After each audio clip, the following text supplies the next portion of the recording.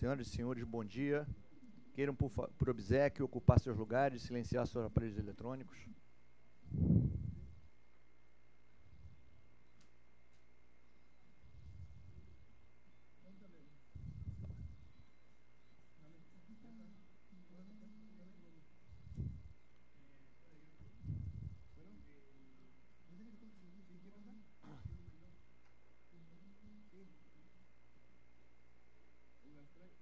Guimarães, está pronto ali?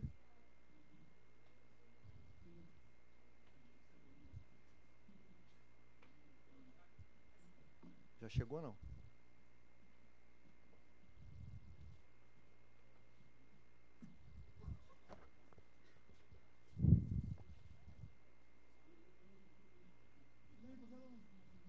Som, aí.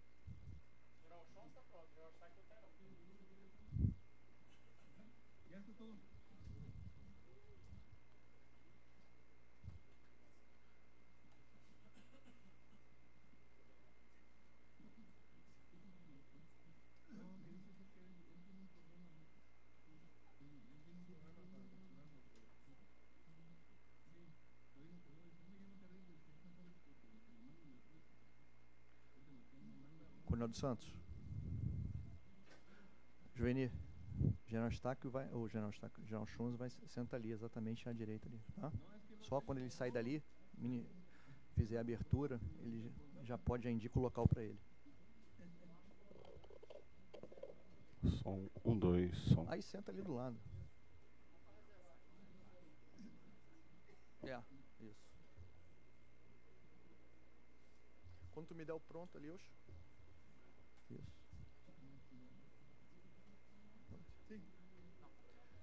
Pergunta ao Coronel Freire ali se está pronto.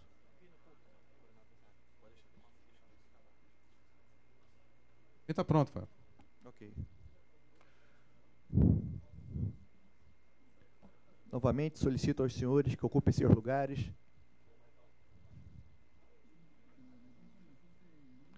Brasil, listo para início.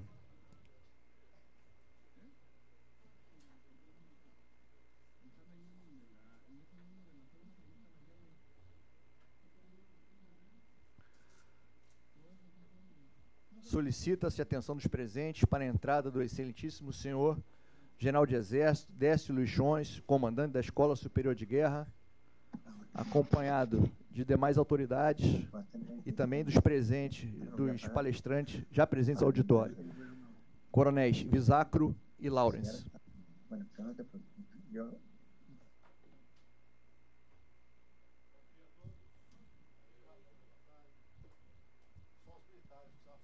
Obrigado. Obrigado a todos, então, pela presença. Vamos sentar, por favor. E, Buenos días, perdón, Iberoamérica, buenas tardes, das Portugal. boas-vindas a todos. Vamos a iniciar la videoconferencia de apertura del primer seminario sobre terrorismo y crimen transnacional. Tiene la palabra Brasil, la Escuela Superior de Guerra. Adelante. Comandante da ESG procederá à abertura do evento. Excelentíssimos senhores diretores, senhores integrantes dos Colégios de Defesa Ibero-Americanos, senhoras e senhores participantes deste seminário online sobre terrorismo e crime organizado transnacional. Eu sou o General de Exército Décio Luiz Chons, comandante da Escola Superior de Guerra, e tenho a satisfação de saudá-los em nome de todos os membros do corpo permanente da nossa escola.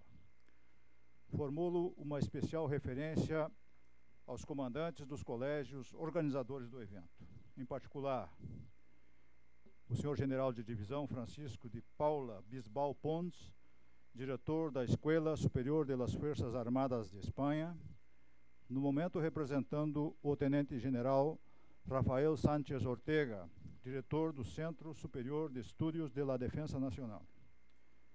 O Contra-Almirante Leonel Munhoz Villarreal, diretor da Academia Nacional de Estudos Políticos e Estratégicos de Chile. O Major-General Vítor Rodrigues Viana, diretor do Instituto de Defesa Nacional de Portugal. E o Coronel Roberto Artiga Chica, diretor do Colégio de Altos Estudos Estratégicos de El Salvador. É com grande satisfação que a Escola Superior de Guerra participa pela primeira vez, na qualidade de organizadora do evento, de um seminário desta relevância no âmbito da Associação de Colégios Ibero-Americanos. Creio ser este um indicador importante da maturidade, da confiança e da camaradagem reinante entre nossos países e nossos colégios de defesa. Tais marcos mostram-se ainda mais significativos pelo fato de o foco desta atividade acadêmica ser tão delicado e tão atual.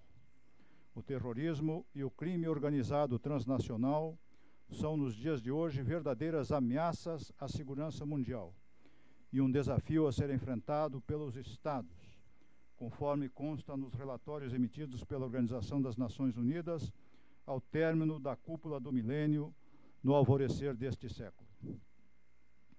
A Associação de Colégios de Defesa Ibero-Americanos foi muito feliz na escolha do tema deste seminário. Afirmo isso com tranquilidade, posto que aqui no Brasil a adesão do meio acadêmico nacional ao evento foi muito boa, extrapolando os quadros do Ministério da Defesa. Temos hoje, por conta disso, uma assistência aqui no Rio de Janeiro, composta por mais de 100 participantes, 70% dos quais pessoas não pertencentes aos quadros do Ministério da Defesa. São acadêmicos, policiais, membros do Judiciário e profissionais liberais.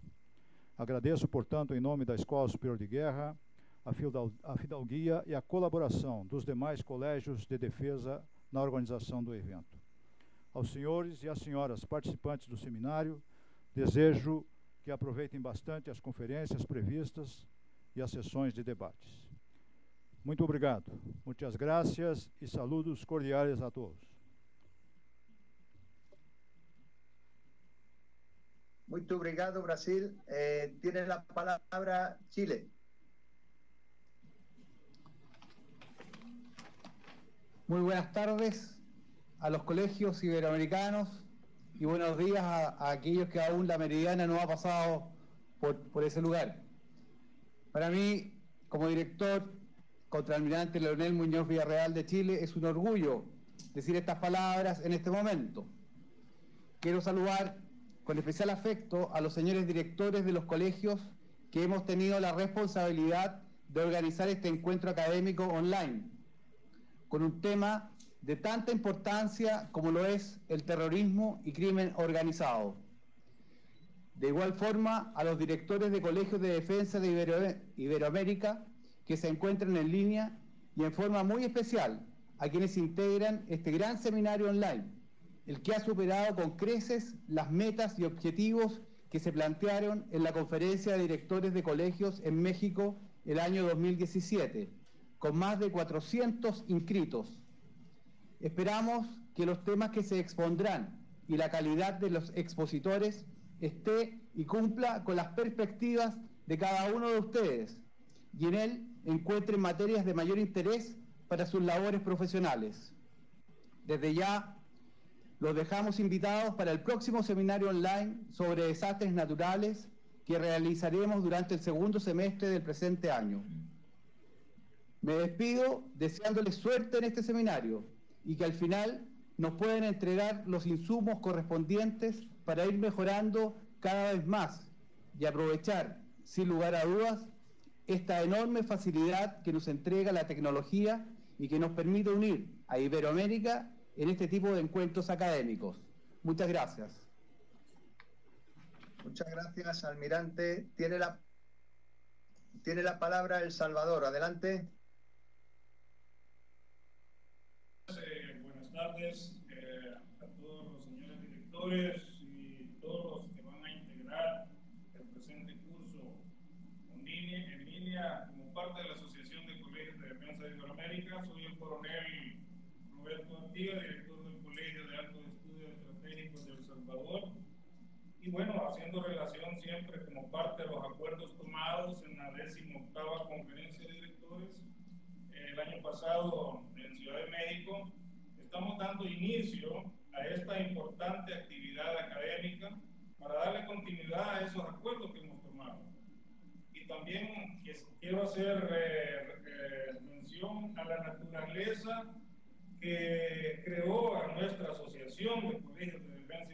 iberoamericanos, donde nos hemos constituido como un mecanismo de contacto permanente entre los diferentes institutos y colegios de defensa en el ámbito académico, con el fin de promover el intercambio permanente de experiencias y debates sobre una cultura y pensamientos propios en el campo de la seguridad y la defensa. Que sirva además también esta asociación como un vínculo para estrechar los lazos de amistad, cooperación y de constitución progresiva de una cultura de seguridad y defensa de la comunidad iberoamericana.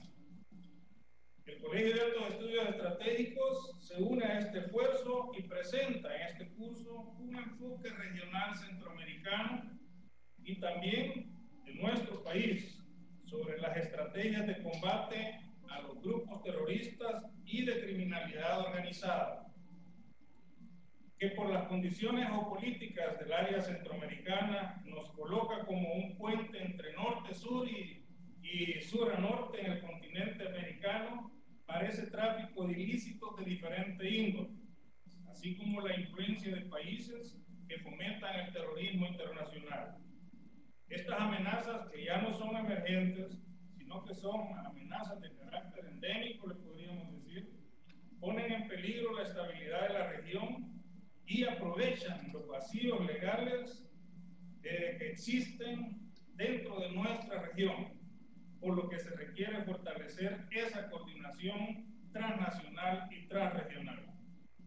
Finalizo enviando a todos los presentes, a los señores directores de los colegios que han participado en la organización de este importante evento y a todos los que integran este curso, un cordial saludo de parte de nuestro ministro de la Defensa Nacional, general de división David Munguía Payés, todos los miembros del alto mando de la Fuerza Armada de El Salvador y el señor comandante de nuestro Comando de Doctrina y Educación Militar, deseándoles éxitos y teniendo la firme convicción que alcanzaremos los objetivos que nos hemos propuesto.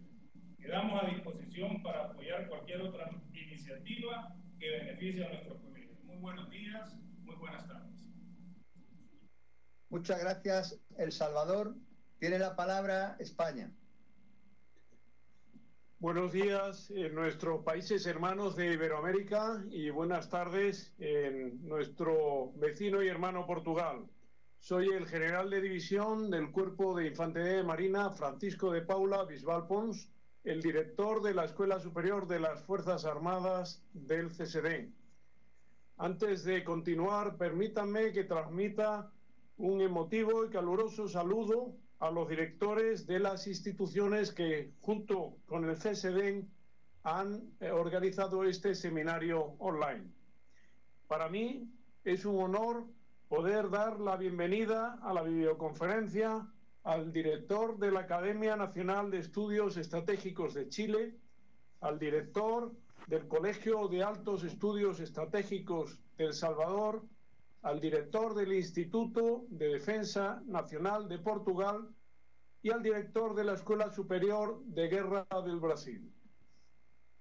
En el año 2007, en la Declaración de Santiago, con motivo de la 17ª Cumbre Iberoamericana de Jefes de Estado, se acordó, y leo entre comillas, favorecer la transferencia de información, estudios y experiencias académicas y los contactos permanentes entre los colegios iberoamericanos de defensa, aprovechando las ventajas de la red virtual y las nuevas tecnologías de la información, y alentar a la programación de actividades compartidas. Cierro comillas. El seminario que estamos inaugurando hoy cumple los requisitos del mandato anterior y además es un nuevo paso para la consecución del objetivo final de crear un centro virtual iberoamericano de estudios para la paz y la seguridad internacionales. Con este seminario se consolida la organización de actividades académicas a través del portal de la Asociación de Colegios de Defensa. Debo recordar que ya realizamos 2 cursos sobre ciberseguridad otros 2 sobre derechos humanos y derecho internacional de los conflictos armados, además del que versó sobre políticas de defensa de agosto del año 2016. El último seminario, a través del portal de la Asociación de Colegios de Defensa Iberoamericano sobre estructuras de seguridad y defensa en Europa e Iberoamérica, fue finalizado por más de 200 alumnos de diferentes países iberoamericanos, lo que nos incentiva a seguir por esta línea de compartir el conocimiento. Esperamos que estas iniciativas estimulen a los colegios de la asociación a fomentar la utilización de la plataforma y podamos seguir compartiendo el conocimiento de nuestras respectivas instituciones. Todos los responsables del CSDEN relacionados con la citada asociación hemos puesto un gran interés y entusiasmo en la preparación de este seminario compartido con colegios hermanos de Iberoamérica y Portugal y que hemos querido ofrecer al resto de colegios de la asociación. Actividad que esperamos sea de gran interés para todos y nos sirva para mejorar el conocimiento y comprensión de la problemática del terrorismo y del crimen organizado. Para las conferencias que va a impartir el CSDEN, hemos seleccionado a unos oficiales con una gran experiencia y conocimiento de los temas a debatir. No solo aportarán el conocimiento académico, sino que compartirán su experiencia personal en los temas a desarrollar. La primera de estas conferencias sobre grupos terroristas en Europa y en la península ibérica, nos centraremos en la banda terrorista que ha sembrado, desgraciadamente, el terror y el sufrimiento en nuestra patria durante más de 3 décadas. La segunda de las conferencias será sobre radicalización y lobos solitarios. El objetivo de la misma es conocer las formas de actuación de estos terroristas que tanto dolor han provocado en aquellos países en los que han actuado. Y la tercera y última de las conferencias del CSDEN tratará sobre el tráfico de armas, uno de los problemas que afectan a la población mundial y en el que a veces se confunden las acciones lícitas con las ilícitas. Antes de finalizar, quiero agradecer a todos los participantes su interés y confianza depositada en los centros, colegio, instituto y academia organizadoras. Les aseguro que nuestro mejor premio es que al finalizar las mismas consideren que el tiempo que han dedicado a ellas ha merecido la pena. Espero que el seminario sea de su interés y seguiremos trabajando con ilusión para que la comunidad iberoamericana de seguridad y defensa se convierta en una realidad. Muchas gracias y buenas tardes y buenos días a todos. Gracias, España. Adelante, Portugal. Boas tardes, a partir de Lisboa. Sou o Major-General Rodrigues Viana, diretor do Instituto de Defesa Nacional de Portugal. Queria começar por dirigir, em primeiro lugar, uma calorosa e muito amiga saudação a todos os diretores dos colégios de defesa ibero-americanos, do Brasil, do Chile, Espanha e El Salvador. É um grande prazer voltar ao contacto convosco, nesta ocasião em que se dá corpo a uma iniciativa que reforçará, sem dúvida, a excelente parceria e as relações de cooperação entre as nossas instituições. Queria também saudar todos os participantes neste curso, neste seminário, dar as boas-vindas a este seminário, felicitar todos os participantes pela opção de aderirem à frequência deste seminário e também agradecer, naturalmente, essa adesão muito disponível ao seminário. Esta iniciativa centra-se numa temática de grande importância e atualidade, terrorismo e crime organizado, e beneficiará, sem dúvida, de um corpo docente muito qualificado, baseado nas sinergias e nas competências das várias instituições parceiras e organizadoras. Beneficiará também, seguramente, da participação de todos os que frequentam este seminário, dos saberes e experiências diversificados de todos e da partilha dessas experiências, dessas perspectivas diversificadas de todos os participantes.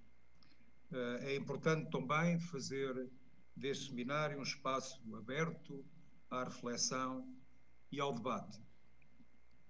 Eu concluo formulando os votos do maior sucesso para o curso, a todos os participantes, e que o curso preencha as expectativas que criaram.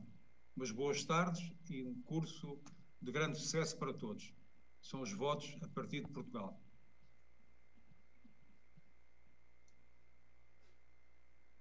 Muchas gracias, Portugal. Vamos a finalizar y vamos a dar 5 minutos para hacer los cambios y poder iniciar las sesiones con la primera conferencia que impartirá la Escuela Superior de Guerra de Brasil. En 5 minutos iniciamos la primera sesión del seminario.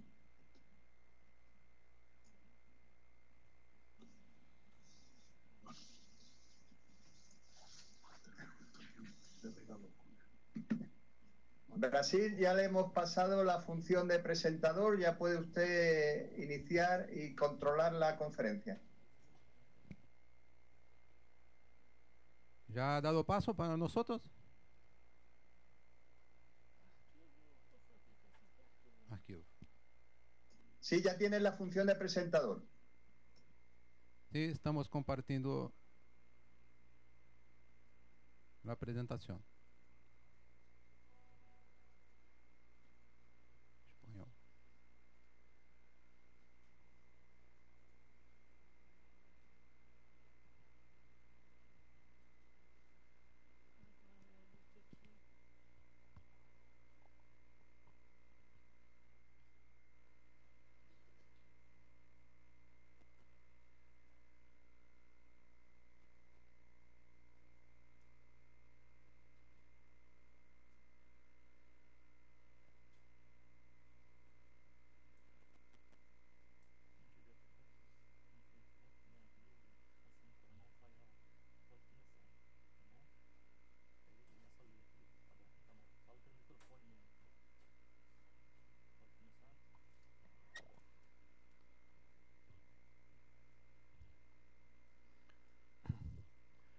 Seminário online sobre terrorismo e crime organizado transnacional. Tema de hoje: guerra irregular, terrorismo e violência armada não estatal no século XXI. Leitura do currículo vitae do palestrante, Coronel Alessandro Visacro. Minha direita. Rafael. Pois não? Espera um pouquinho, por favor. Ok. Não, tem um atraso.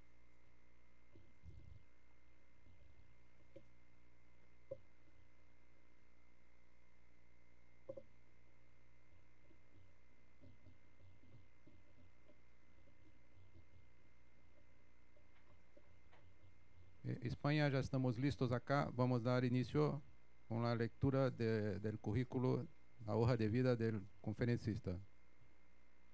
¿Algún problema o no? Se oye un poquito bajo, pero intentaremos estar muy atentos. Ok, Rafael, pode iniciar. Ok.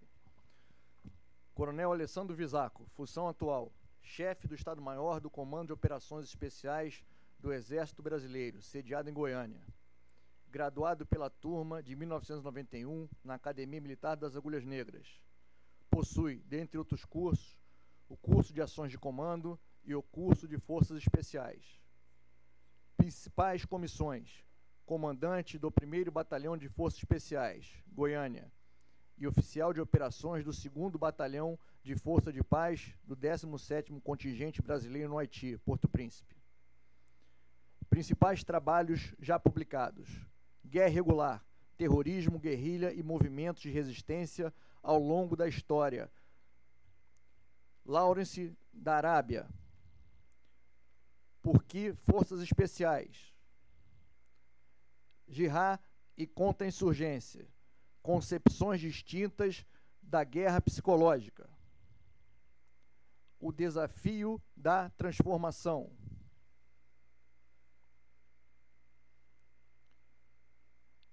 Ações indiretas e o emprego de forças especiais. Inteligência cultural, assunto impositivo na formação do militar moderno e fundamental no estudo de situação. Uma abordagem da temática indígena na Amazônia. Superando o caos, a função de combate, comando e controle, além da tecnologia da informação. Convidamos o Coronel Visacro a proferir sua palestra. Senhores e senhoras, muito boa tarde. Antes de mais nada, gostaria de agradecer à Escola Superior de Guerra do Brasil pela oportunidade de estarmos aqui na tarde de hoje.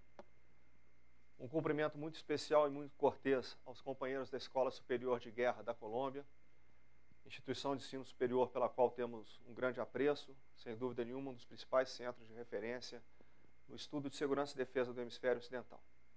Pois bem,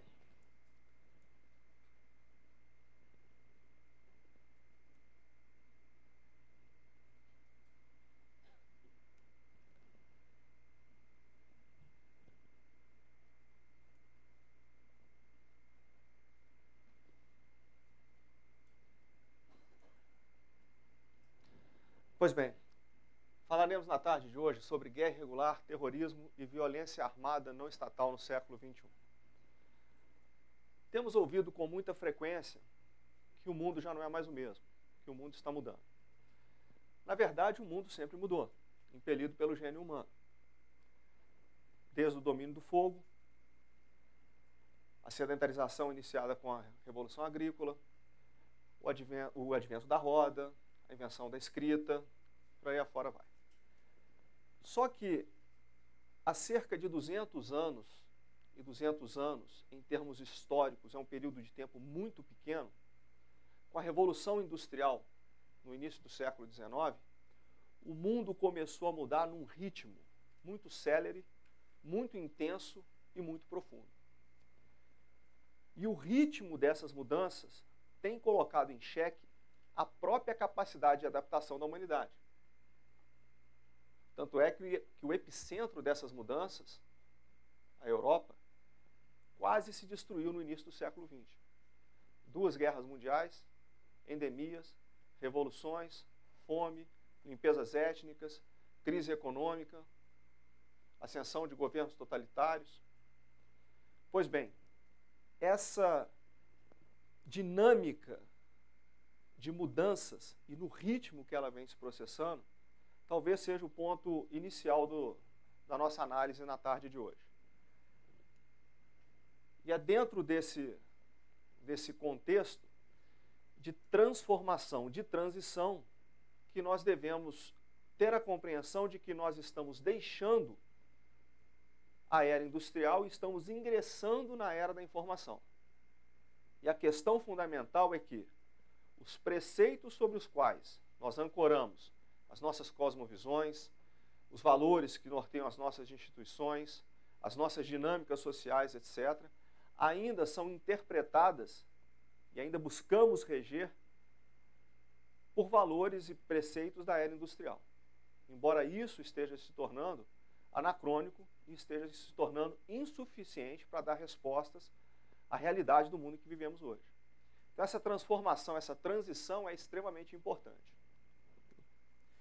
Pois bem, nós não pretendemos fazer uma análise sociológica da sociedade na era da informação.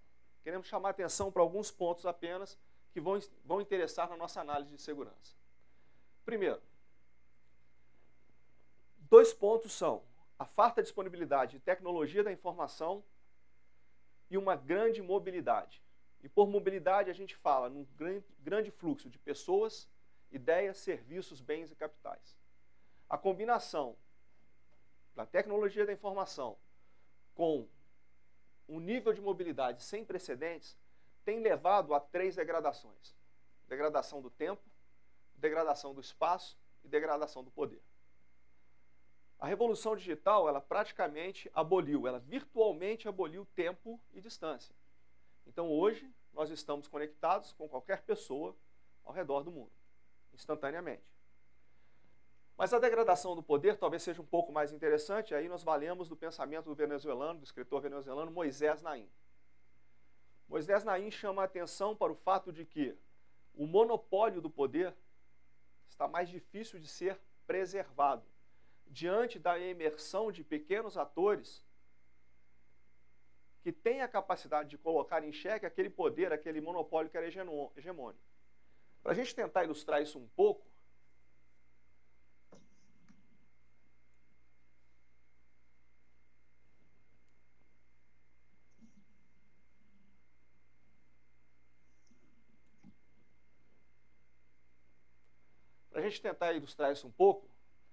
vamos pegar a Rede Globo de televisão. A Rede Globo de televisão é uma rede de televisão aberta comercial com 50 anos de existência.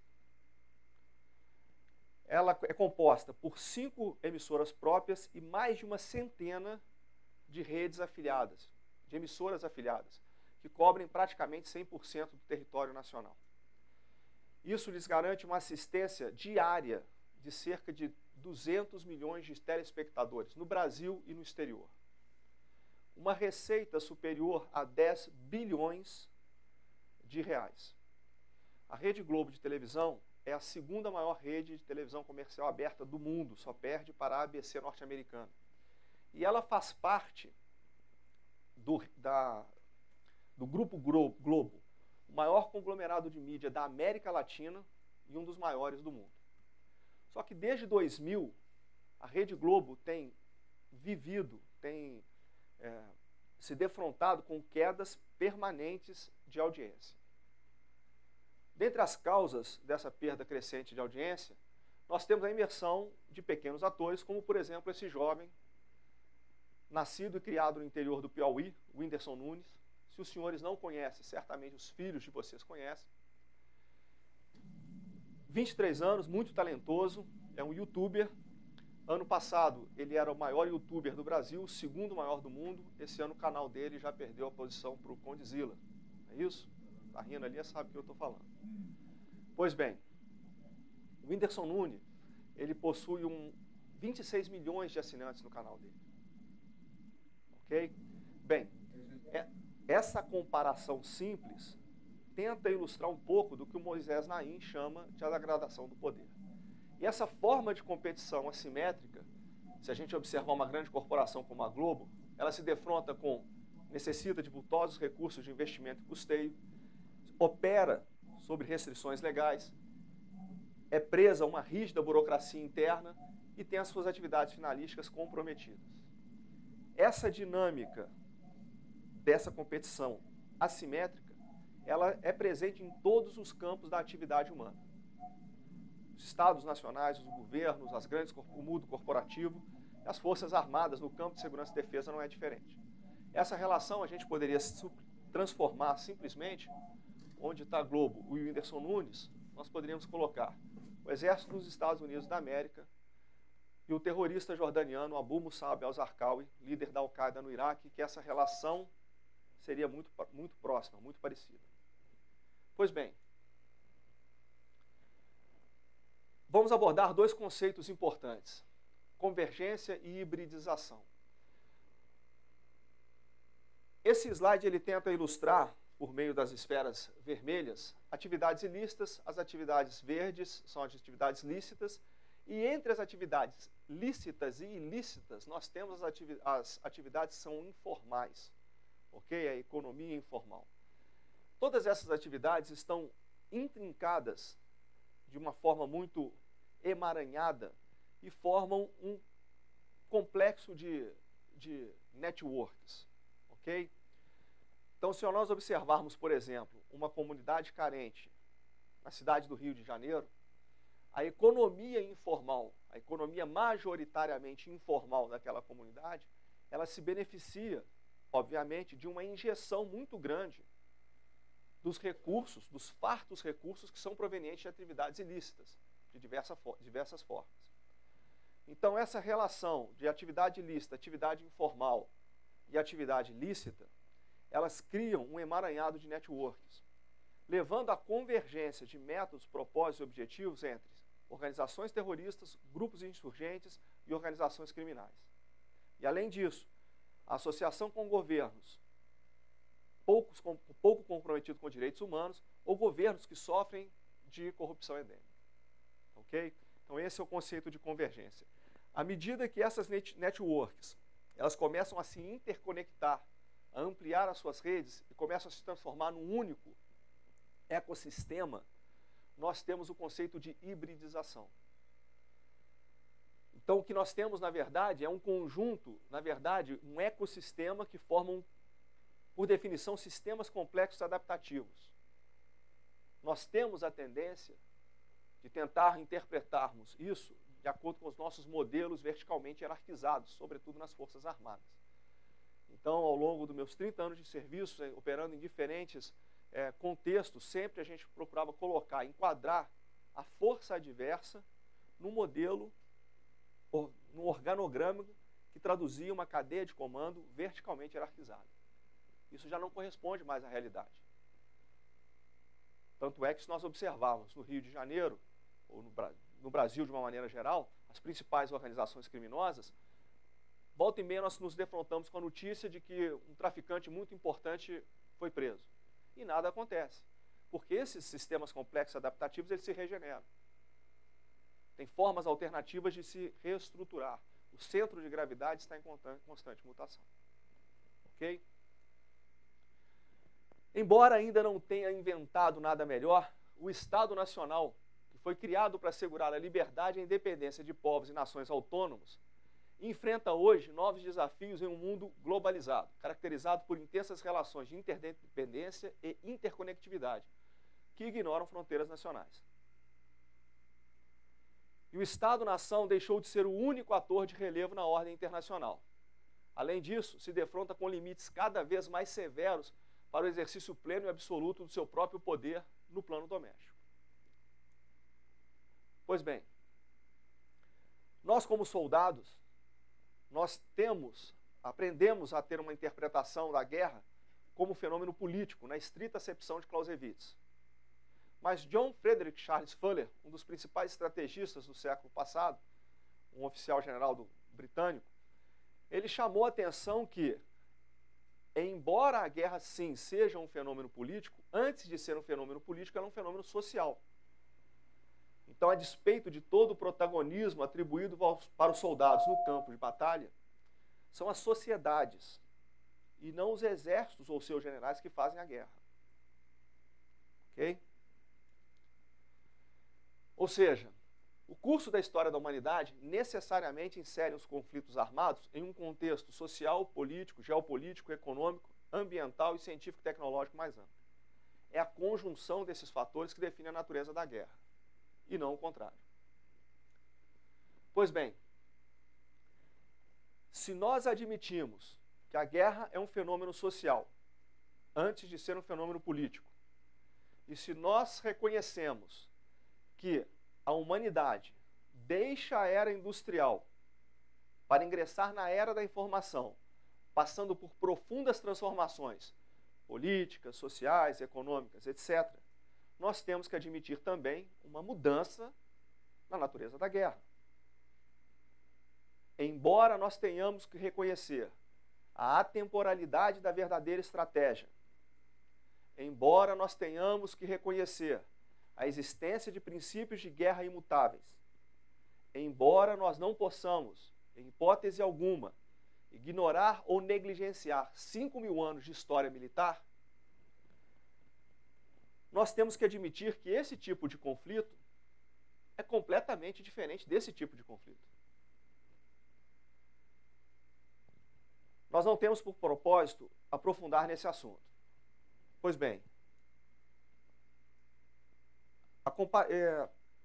agora no início de abril vamos estar lançando um livro que ele aborda justamente a diferença entre os conflitos da era industrial e os conflitos da era da informação.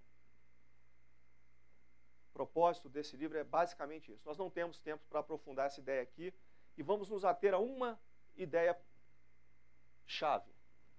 de que vivemos em uma era de predomínio absoluto de violência armada não estatal. Predomínio absoluto não quer dizer predomínio exclusivo, ok? Mas sim, nós vivemos numa era em que a maioria dos conflitos envolve, pelo menos, dentre os principais protagonistas, um ator armado não estatal. E essa violência, ela se caracteriza por ser armada, organizada, não estatal, e na medida em que as causas dessa violência não se limitam a disputas territoriais ou querelas políticas, são causas históricas, sociais, culturais mais profundas, mais arraigadas, que não são passíveis de solução pela mera aplicação do recurso do instrumento militar, reduzindo problemas complexos a uma simples questão de força, essa violência ela tende a ser endêmica, a despeito do uso episódico das Forças Armadas. E ela também, em virtude daquilo que nós falamos sobre convergência e hibridização, ela tende a ser hiperdifusa. Então, as características básicas da violência que predomina nos nossos dias é essa violência armada, organizada, não estatal, endêmica e hiperdifusa. Então, basta compararmos, basta ligarmos qualquer noticiário de TV ou acessarmos a internet, nós veremos que essa é uma das principais características dos conflitos em curso hoje ao redor do mundo. Essa é a violência que nós encontramos no Oriente Médio, essa é a violência que nós encontramos na América Latina, essa é a violência que nós encontramos na África e essa é a violência que nós encontramos em nosso país.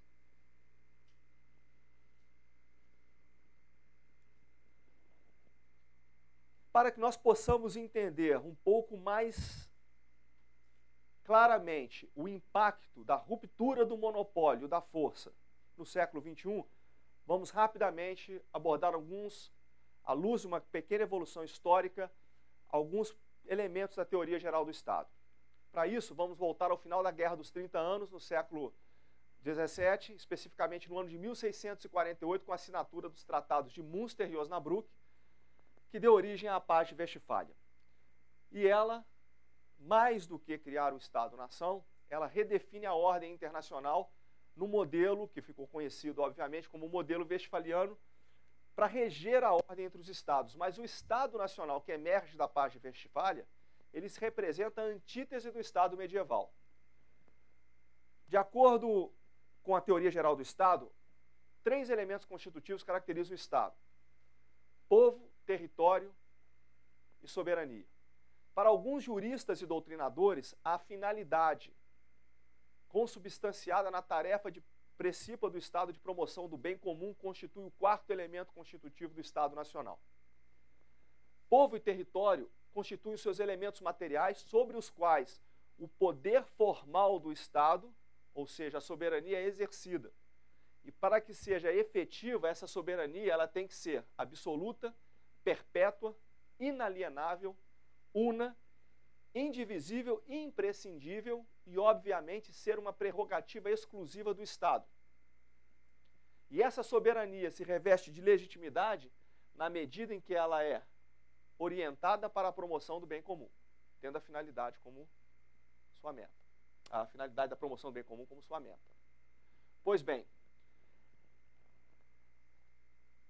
nas sociedades agrícolas, em boa medida nas sociedades industriais, as ameaças ao Estado eram provenientes de outros Estados nacionais e incidiam, sobretudo, sobre o território.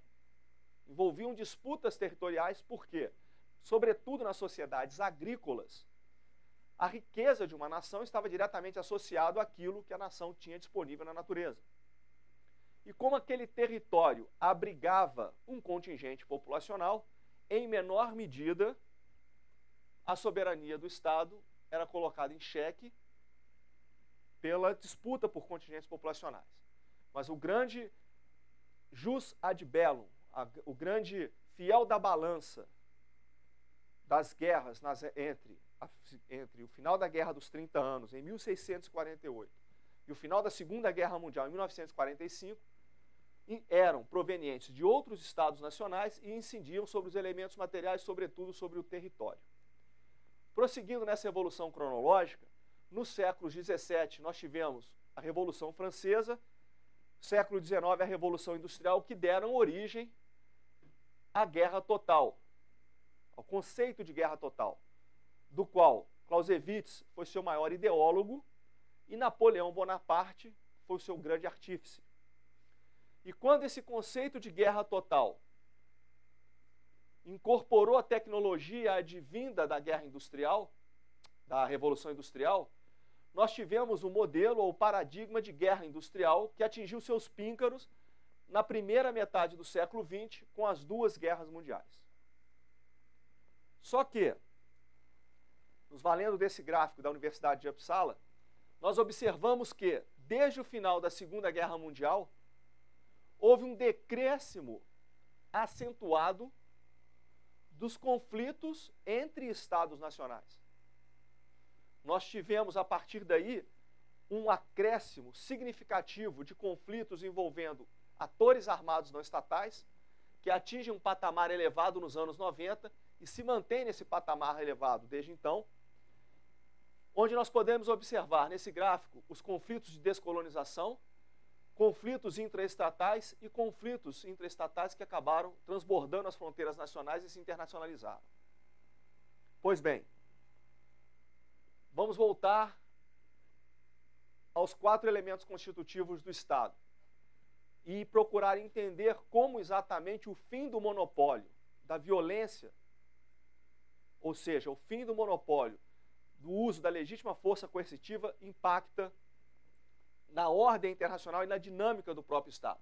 Embora tenhamos que chamar a atenção que o monopólio da violência sempre foi mais um conceito do que efetivamente um fato consumado ao longo da história.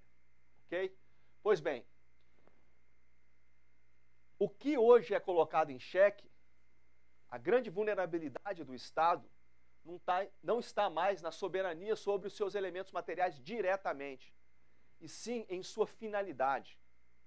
O Estado tem pecado na promoção do bem comum, motivo pelo qual é legitimada a sua existência.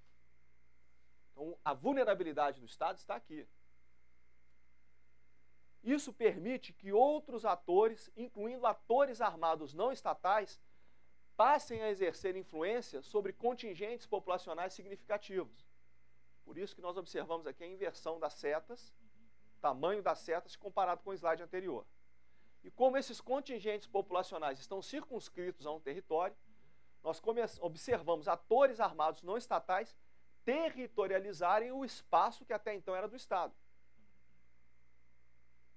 E a partir do momento em que grupos armados, atores armados não estatais, passam a exercer influência direta e indireta sobre os elementos materiais do Estado, a soberania do Estado, por definição, ela deixa de ser a um só tempo absoluta, perpétua, inalienável, una, indivisível, imprescindível e exclusiva.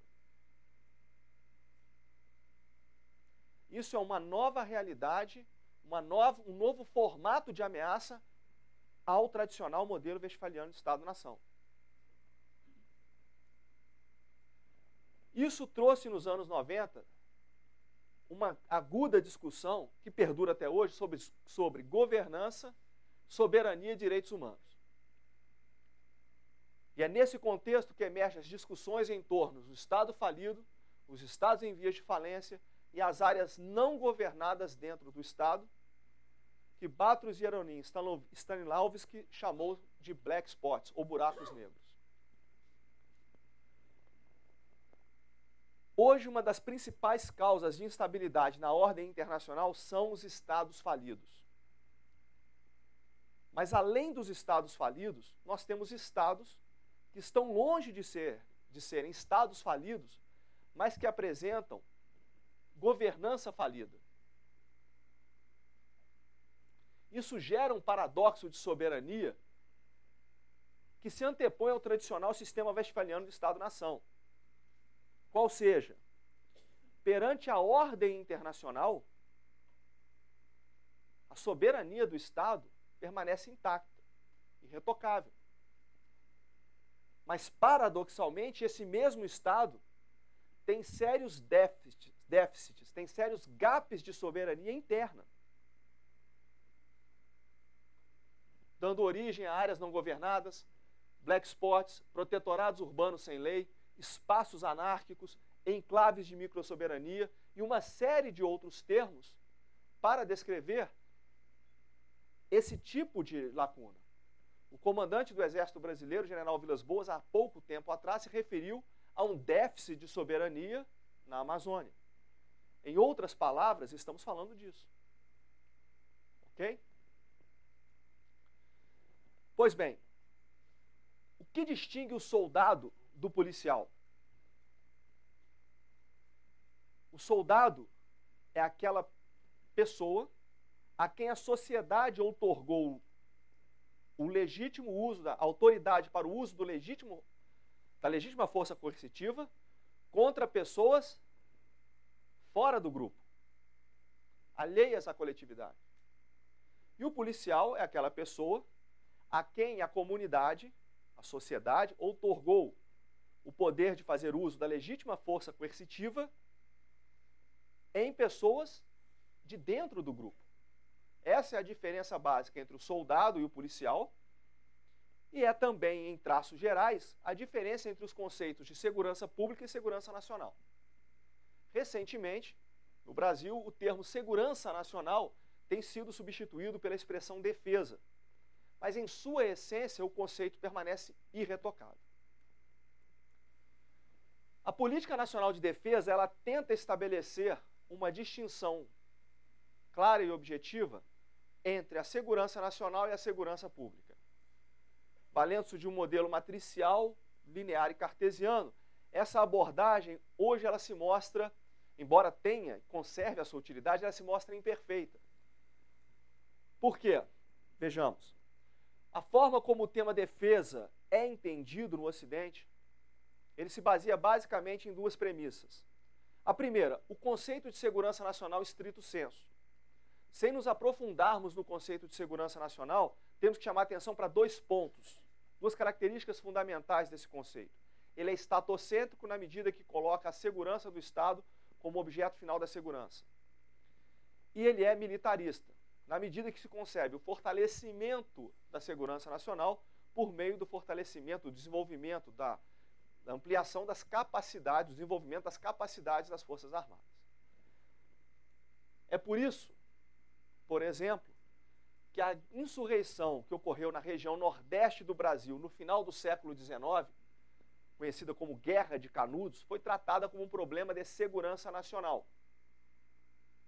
E o mesmo Nordeste, com as mesmas causas, chagas sociais, políticas, econômicas, gerou o fenômeno do cangaço, que foi tratado como um fenômeno de banditismo restrito ao escopo da segurança pública.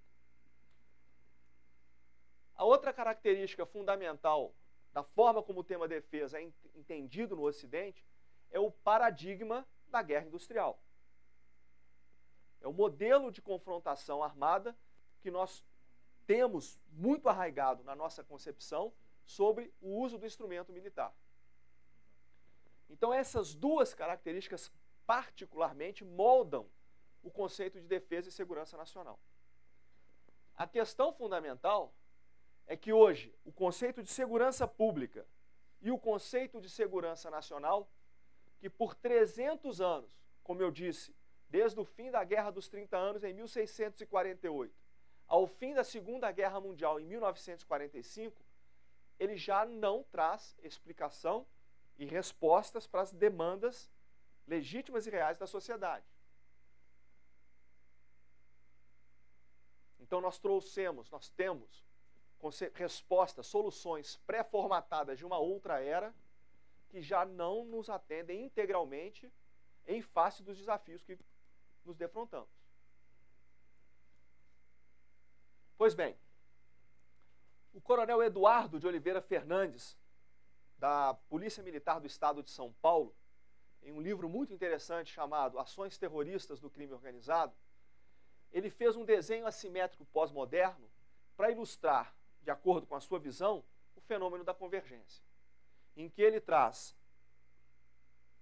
o terrorismo doméstico, o crime organizado e a guerra irregular. Repetindo mais uma vez, o terrorismo doméstico, o crime organizado e a guerra irregular. Na verdade, é uma outra forma de representação gráfica do conceito de convergência. Pois bem, esse tipo de conflito é o mesmo em diferentes locais do mundo, preservando as suas particularidades. Muitos dos que os soldados da OTAN enfrentam no Afeganistão é o mesmo do que os soldados da coalizão liderada pelos Estados Unidos enfrentaram no Iraque, que as Forças Armadas francesas enfrentam hoje combatendo o terrorismo doméstico e que nós enfrentamos, por exemplo, no Rio de Janeiro. Coronel, o senhor está comparando uma insurgência jihadista com a nossa crise de segurança pública? Talvez porque nós não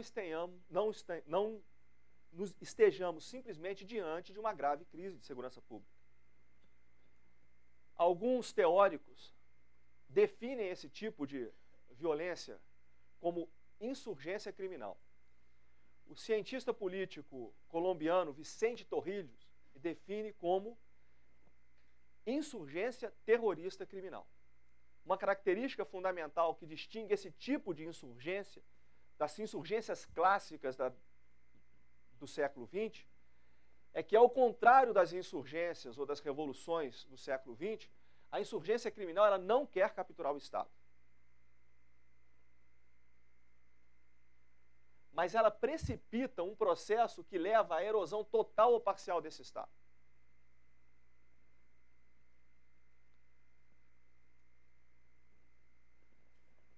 Uma característica comum em todos esses conflitos, seja do Iraque ao Rio de Janeiro, passando por Paris e Kandahar, no Afeganistão, é uma divergência, uma dissonância muito grande entre as expectativas da opinião pública, a intenção no nível político decisório e a percepção dos líderes militares. Peguemos, por exemplo, o que acontece hoje na cidade do Rio de Janeiro.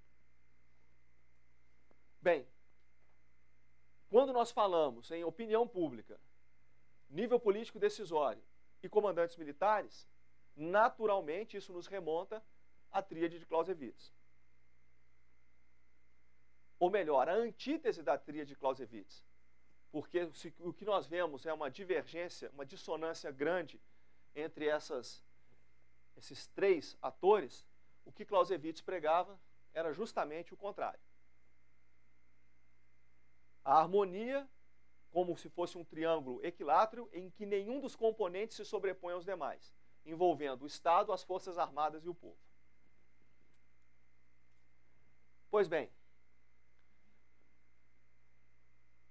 quando Miguel de Cervantes escreveu a sua maior obra, o engenhoso hidalgo Dom Quixote de La Mancha, ele retratava um personagem que tinha um imaginário povoado por romances de cavalaria e que o mantinha preso a preceitos e valores antiquados e anacrônicos, diante de um mundo que estava em constante transformação. Isso foi a causa do seu infortúnio, e o levava a ver, por exemplo, gigantes onde só existiam moinhos de vento. Então, a incompatibilidade da cosmovisão do personagem Dom Quixote de La Mancha com o mundo que o cercava foi a causa do seu infortúnio. Muitos estadistas e militares se comportam nesse momento em que nós estamos deixando a era industrial para ingressar na era da informação, de certa forma, como Dom Quixote de La Mancha. Pois bem, caminhando para o final da nossa apresentação, diante desse contexto, vamos buscar uma sinalização positiva daquilo que pode ser feito, daquilo que deve ser feito, na experiência do general norte-americano Stanley Allen McChrystal. General McChrystal foi responsável pela derrota da Al-Qaeda no Iraque, depois assumiu o comando das forças de coalizão e das forças norte-americanas, da OTAN e dos Estados Unidos, no Afeganistão. Ele chamava a atenção para que devemos fazer a distinção entre fazer certo as coisas e fazer as coisas certas. E para ilustrar esse conceito, ele se valeu inicialmente da linha Maginot. A linha Maginot foi construída na década de 30 na região da Alsácia-Lorena, recebeu o nome do ministro da Defesa francês à época, o ministro da Guerra, André Maginot, e tinha por propósito impedir que a Alemanha invadisse a França pela Alsácia-Lorena. Era um complexo de posições fortificadas, extremamente bem elaboradas, vários níveis abaixo do solo, depósito de munição, a rede subterrânea de ferrovia, alojamentos, refeitórios, ligação entre as diferentes nichos de casa-matas, e na superfície, um complexo, como eu disse, de cúpulas de metal, estruturas de concreto, para impedir que a Alemanha entrasse pela França, pela região da Alsácia-Lorena. A linha Maginot deu certo. Ela funcionou. Ela resolveu o problema para o qual ela foi construída. Como eu disse, impedir que a Alemanha entrasse pela França, pela região da Alsácia-Lorena. Ela resolveu o problema. A questão fundamental é que esse não era mais o problema. O problema tinha mudado. E qual era o problema? A Alemanha, com o advento da Blitzkrieg, ela fez renascer a guerra de movimento. E quando a guerra começou, a Força Expedicionária Britânica e o grosso do exército francês avançaram pela Bélgica, ocupando o corte do Rio Dille, mas gerando uma brecha no dispositivo aliado, na floresta das Ardenas. E foi por onde a Wehrmacht, as Forças Armadas Alemãs, concentraram o grosso das suas unidades blindadas, conseguiram uma ruptura em Sedan e venceram a guerra, a campanha, em questão de semanas. A linha Maginot funcionou. Resolveu o problema para o qual foi concebida. Mas era o problema errado. O general McChrystal utiliza o exemplo da linha Maginot para comparar aquilo que ele viveu na guerra do Iraque. Como comandante do Joint Special Operations Command, enfrentando a Al-Qaeda no Iraque.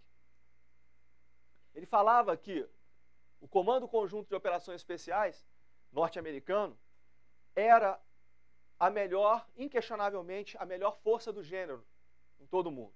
Era a mais bem selecionada, a mais bem treinada, a mais bem equipada, que possuía o melhor suporte logístico de comando e controle e tinha alcançado um nível de proeficiência inigualável. Tudo isso era verdade. Mas ele teve o discernimento e a coragem de concluir que tudo isso era ilusão, porque ainda assim ele estava perdendo a guerra para a Al-Qaeda no Iraque. Porque eles estavam fazendo certo as coisas, de vez fazer as coisas certas. Ou seja, fazer certo as coisas, ao invés simplesmente de fazer as coisas certas, significa interpretar corretamente o ambiente operacional, que, de acordo com o War College, instituição de ensino superior do Exército dos Estados Unidos, se caracteriza por sua volatilidade, incerteza, complexidade e ambiguidade. Ou seja, nós temos que estruturar corretamente o problema. É o passo mais importante, talvez o passo decisivo. Adequar as soluções às realidades, às reais exigências do problema. E refutar a tendência de adequar o problema àquelas soluções pré-existentes. Isso eu chamo a atenção disso e vou repetir novamente. Refutar a tendência de adequar o problema, que embora possa não ser completamente inédito, mas tem características diferentes, adequar as nossas soluções que já são pré-formatadas e pré-existentes. Ou seja, nós temos que ter foco na solução do problema e não na execução de processos. Por que isso é importante? Porque isso tem cobrado um preço muito caro do mundo, da América Latina e do Brasil. Entre os anos de 1987 e 2001, morreram 467 crianças na luta entre israelenses e palestinos. Nesse período está compreendida a primeira intifada, que ficou conhecida como Intifada das Crianças. Na Intifada das Crianças morreram 467 crianças. No mesmo período, a cidade do Rio de Janeiro vitimou 3.937 crianças. O mapa da violência, publicado em 2013, ele aponta que no Brasil morreram por causas de morte violenta 192 mil pessoas, 804. 192.804 pessoas. Isso é um número superior aos 12 maiores conflitos do mundo. Obviamente não somados, ok? Isoladamente. Incluindo a guerra no Iraque, que no mesmo período vitimou 169.574 pessoas. E nesse período compreendido entre 2004 e 2008, especial atenção para o ano de 2006, foi justamente o pico de violência no Iraque, na luta entre o exército dos Estados Unidos e a Al-Qaeda no Iraque. Eu vou chamar a atenção para um dado que eu tenho utilizado com uma certa frequência nas minhas apresentações e tem gerado um certo constrangimento. Vamos lá. Mas eu acho que é interessante utilizá-lo justamente por conta do impacto dele. No ano de 2012, morreram no Brasil, por autos de resistência, 1.890 pessoas. 1.890 pessoas morreram no Brasil em decorrência da repressão do Estado. Isso é um número muito superior ao número de vítimas da repressão durante os 21 anos de governo militar. Significa dizer que a nossa democracia consegue ser mais violenta do que a nossa ditadura. Ok? Bem, procurei fazer uma apresentação extremamente rápida e objetiva, até mesmo para que ela pudesse ser mais bem compreendida pela assistência de língua hispânica. E a ideia final que eu lanço é retornar mais uma vez ao pensamento de Clausewitz. Ele falava que o mais importante, o ato de apreciação mais decisivo que um homem de Estado, um comandante-chefe executa, consiste na apreciação correta do tipo de guerra que leva a efeito, a fim de não a tomar por aquilo que ela não é e não querer fazer dela aquilo que a natureza das circunstâncias lhe impede que seja. A ideia final é: estamos vivendo um momento de transição histórica. Estamos deixando a sociedade industrial, as sociedades da era industrial, para nos tornarmos sociedades da era da informação. Se nós olharmos para a história da humanidade, nós vamos constatar que sempre a humanidade teve uma dificuldade muito grande de entender e se adaptar nesses momentos de grande transição histórica. Então, o nosso desafio é poder fazer corretamente essa transição. O nosso foco é segurança e defesa, obviamente, é algo que abrange todos os campos da atividade humana, mas naquilo que nos compete, que é segurança e defesa, fazermos a transição das sociedades, dos desafios da sociedade industrial para os desafios da sociedade da informação. Talvez as soluções pré-formatadas, ancoradas em pressupostos que nós temos profundamente arraigados na nossa concepção, talvez não tragam soluções para todos os nossos desafios. E isso tem cobrado um preço alto. Ok? Por fim, aproveito mais uma vez a oportunidade.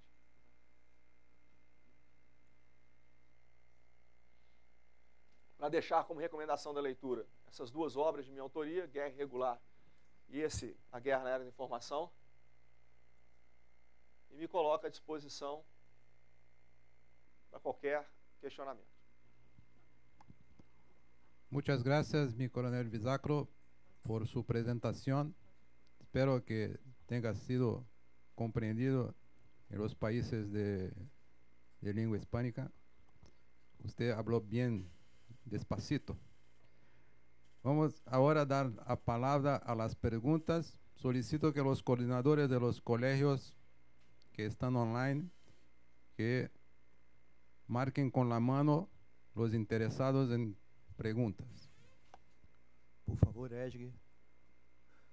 Aqueles que desejarem se inscrever para os debates, por favor, levantem a mão, por favor. Por Tenente Juvenil.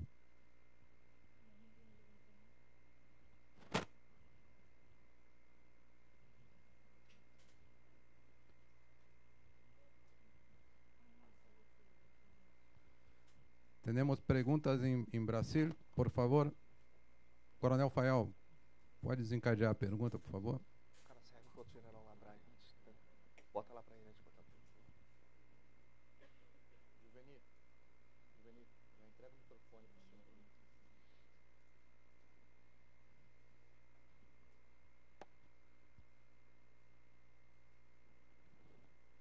O senhor, por favor, como já havia combinado, se o senhor puder vir aqui para o centro, se dirigir para a câmera. E aí, por gentileza, citar o nome e a instituição, se for o caso também. Boa tarde, senhores. Boa tarde, coronel. Meu nome é Vitor Bezerra, eu sou aluno do programa de pós-graduação aqui da Escola Superior de Guerra. E eu queria, primeiro, agradecer as palavras do coronel e gostaria muito que ele pudesse nos orientar ou falar algo mais sobre, dentro dessa guerra assimétrica que nós vivemos, esse novo ambiente virtual que nós vivemos, chamada Cyberwar, ou a guerra cibernética, onde a gente já tem alguns eventos de notória amplitude mundial e de que forma essa guerra cibernética ela se enquadra dentro de todo esse contexto que o senhor apresentou aqui. Muito obrigado. Pois bem, sem deter o conhecimento técnico sobre ciberdefesa, a pergunta me traz a oportunidade de chamar a atenção para um ponto fundamental que eu acredito seja um dos aspectos mais importantes da guerra no século XXI. A guerra no século XXI ela é travada em 3 dimensões: a dimensão física, a dimensão humana e a dimensão informacional. Ora, se nós voltarmos no tempo para a Batalha de Stalingrado, por exemplo, compreendida entre o final de 1942, e início de 1943, nós teremos um entendimento claro de que aquele combate foi travado eminentemente na dimensão física. Mas hoje os conflitos eles são travados preponderantemente nas dimensões humana e informacional. Embora a dimensão física ela não possa ser simplesmente negligenciada, ela não pode se sobrepor sobre as demais. O que nós temos visto com uma certa frequência são os grandes exércitos de aço, os exércitos legados da era industrial, travarem e vencerem as batalhas na dimensão física, mas perderem a guerra na dimensão humana e informacional. Então, sobrepor a dimensão física sobre a dimensão humana e a dimensão informacional, hoje é com certeza um dos caminhos mais diretos para a derrota. Okay? A guerra cibernética, ela se insere tanto, na verdade, ela se desenvolve, ela atinge as 3 dimensões. Porque se eu afeto, por exemplo, um sistema de defesa, um sistema de escudo antimíssil, por exemplo, eu estou falando da dimensão física.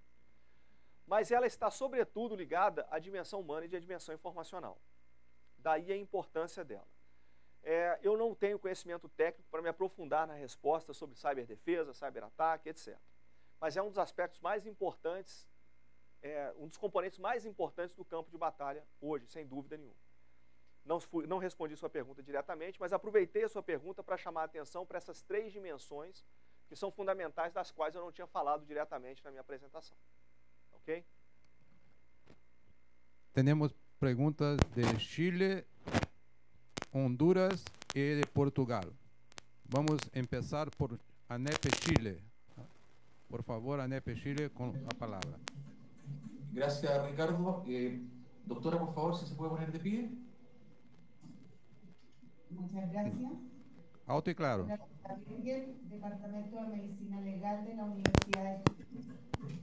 Para nosotros como departamento, en primer lugar queremos felicitarlos por los contenidos que se trataron en esta exposición, dado que uno de los grandes problemas que nosotros tenemos es cómo la evidencia que se captura muchas veces en sitios del suceso asociados a guerrilla urbana o asociados a este tipo de conflictos, muchas veces por ignorancia de la Fiscalía no puede llevarse ni concretarse ni estructurarse como un delito propiamente tal.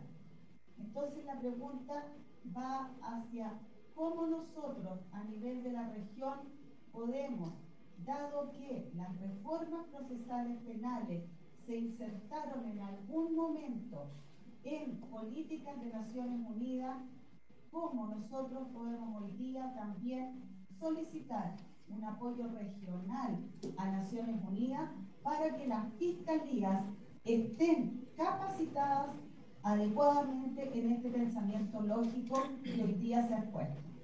Muchas veces nosotros nos encontramos con legislaciones paternalistas que, al revés de lo que nosotros muchas veces en el departamento pensamos, nosotros pensamos primero en el delito y después en la inocencia o en el accidente.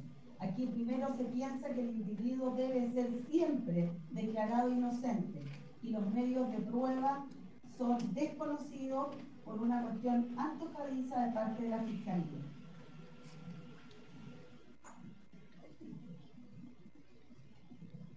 Bem, se eu entendi a pergunta da senhora corretamente, ela diz respeito à inadequação dos instrumentos jurídicos hoje disponíveis para que nós possamos fazer frente a um novo tipo de ameaça. Acredito que tenha sido essa a pergunta. Pois bem, como eu disse durante a apresentação, nossas instituições políticas, nossas instituições sociais, praticamente de uma maneira geral, têm dificuldade de se adaptar, naturalmente, a esse processo de transição. Então nós temos, por um lado, as Forças Armadas, no mundo inteiro, que tem um modelo de uso da força. E esse modelo é, sim, o modelo da era industrial.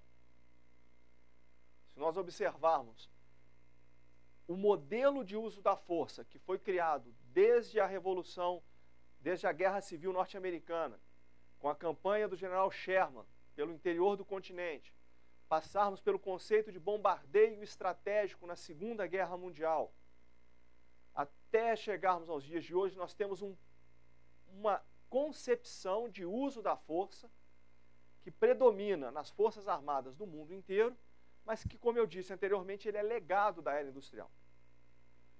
Em um outro extremo, nós temos a magistratura ou as instituições do poder judiciário, que também tem uma visão que hoje ela tem sido rotulada como utópica, mas sobretudo porque ela é fundamentada em valores também de uma era que já não existe mais. Então nós temos hoje dois extremos. O que eu acredito que deva ser feito é um amadurecimento e uma adequação realística.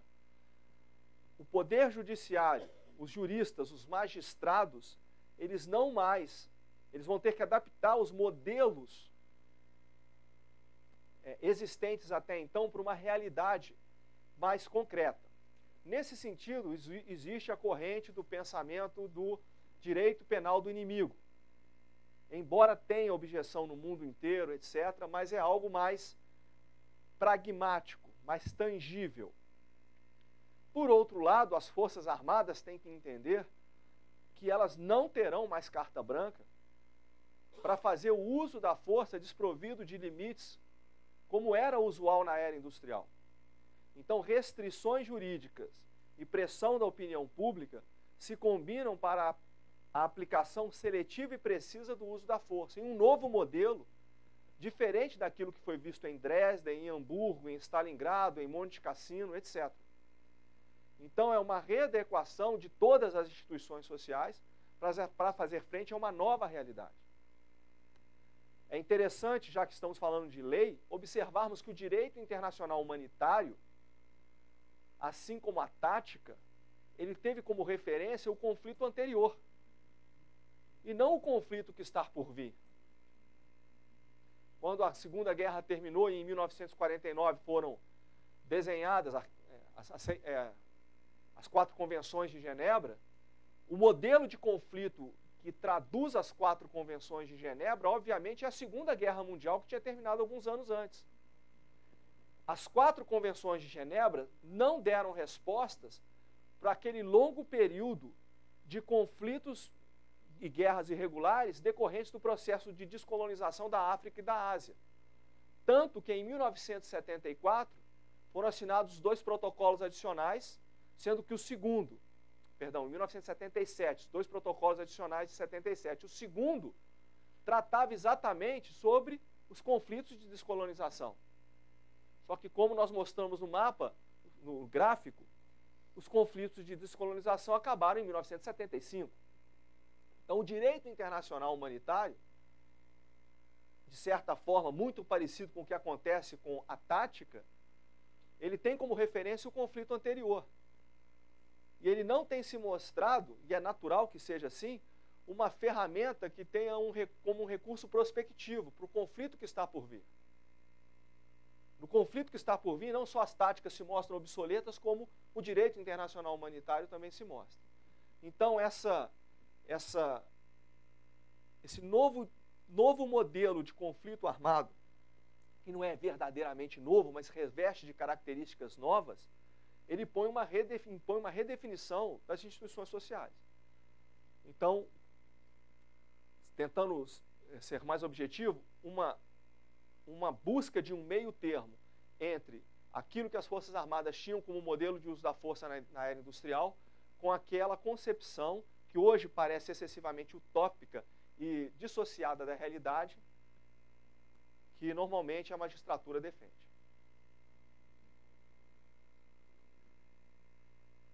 Gracias, Coronel Bizáculo, por su conteste.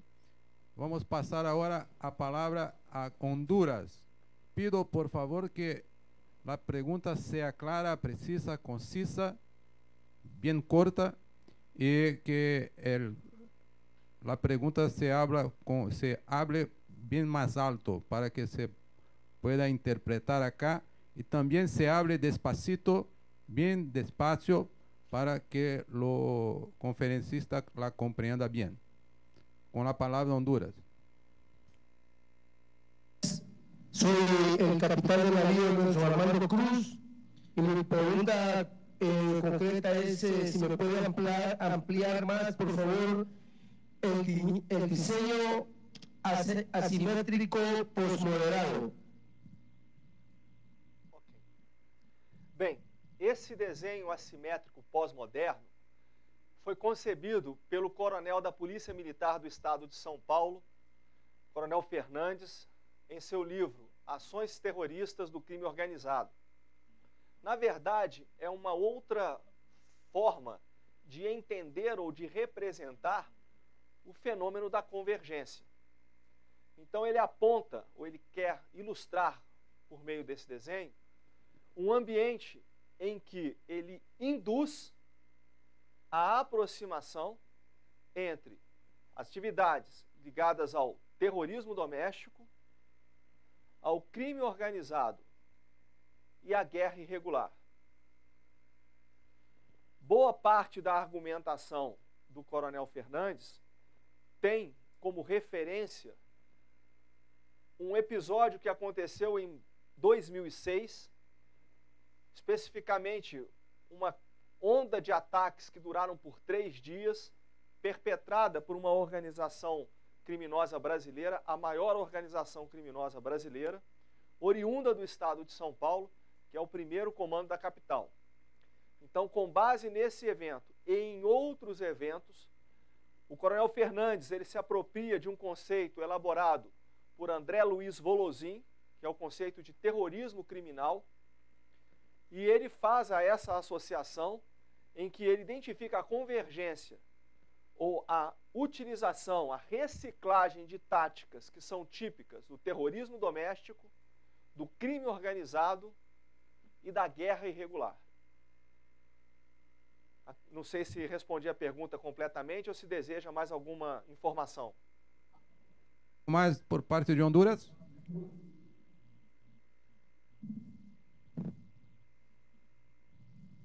Mais por parte de Honduras?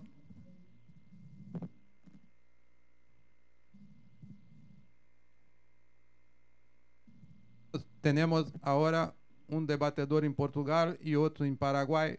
Com a palavra, Portugal.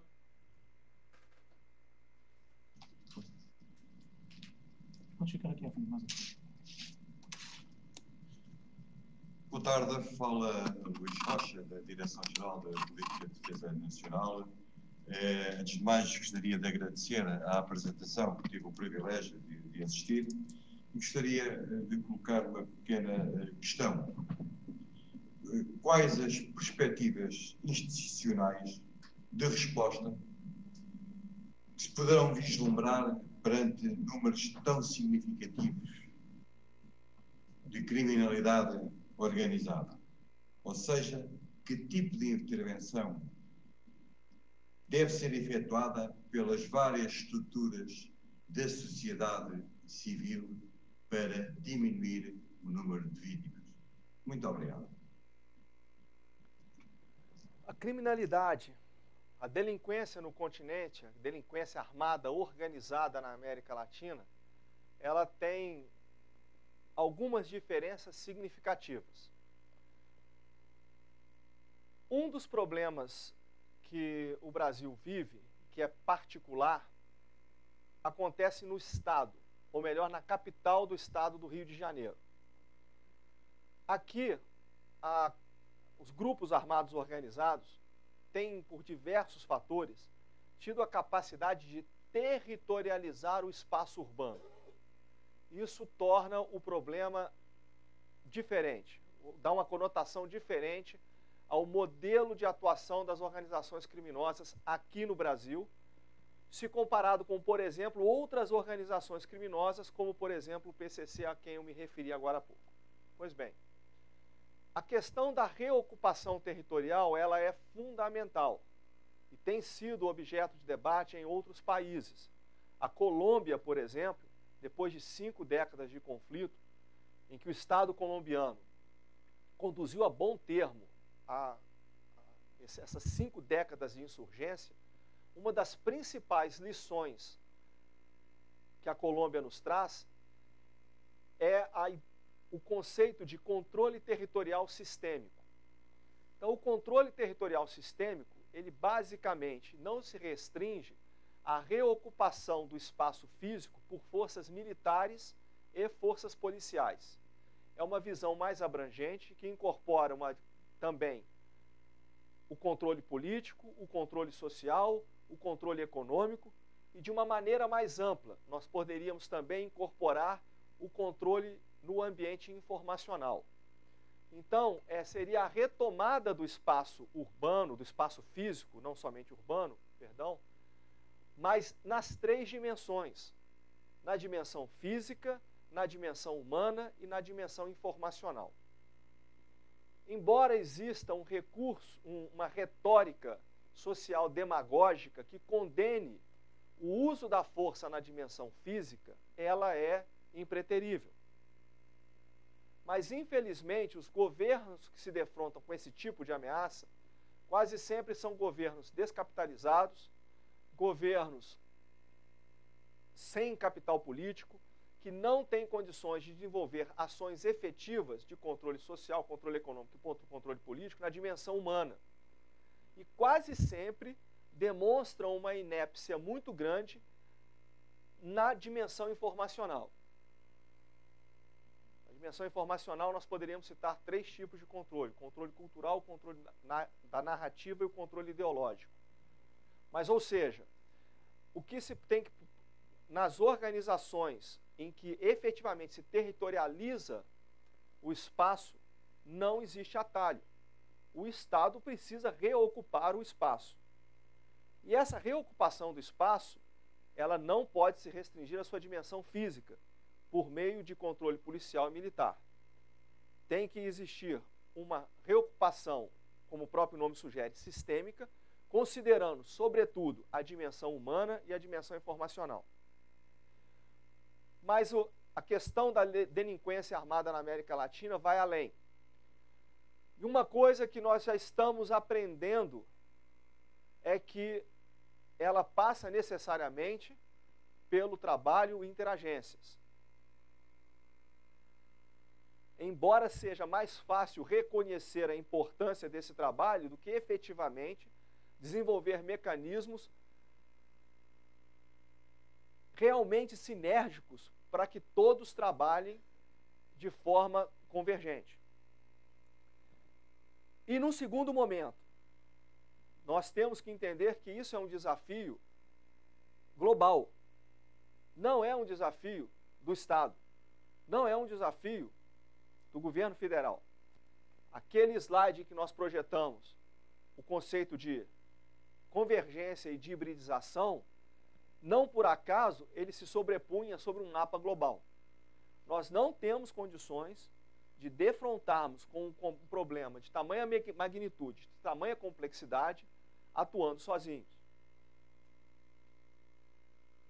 Então, tráfico de drogas, tráfico de pessoas, tráfico de armas, contrabando de bens, serviços, isso é um desafio que envolve necessariamente todas as nações da região. É um trabalho que tem que ser feito em conjunto. Mas o primeiro passo é desenvolvermos mecanismos eficazes de cooperação interagências. Nós já percebemos isso e estamos trabalhando para que essa dinâmica possa ser regida por mecanismos formais e regulatórios que efetivamente potencialize todas as nossas capacidades para que a gente trabalhe nesse sentido. Mas uma coisa é o conceito, outra coisa é efetivamente colocar isso em prática. É mais difícil, muito mais difícil do que parece. Coronel Visacro, gracias. Le pido que las contestaciones también sean más cortas para dar paso a los próximos cuestionamientos que vienen de Paraguay, de El Salvador y también de República Dominicana. Con la palabra Paraguay para su cuestionamiento. Buenas tardes, mi coronel. Antes que nada, deseo felicitarle por la magnífica exposición. Me voy a tomar el atrevimiento de hacer una pequeña introducción a mi pregunta para contextualizar, para que todos los participantes estén contextualizados en la realidad de Paraguay.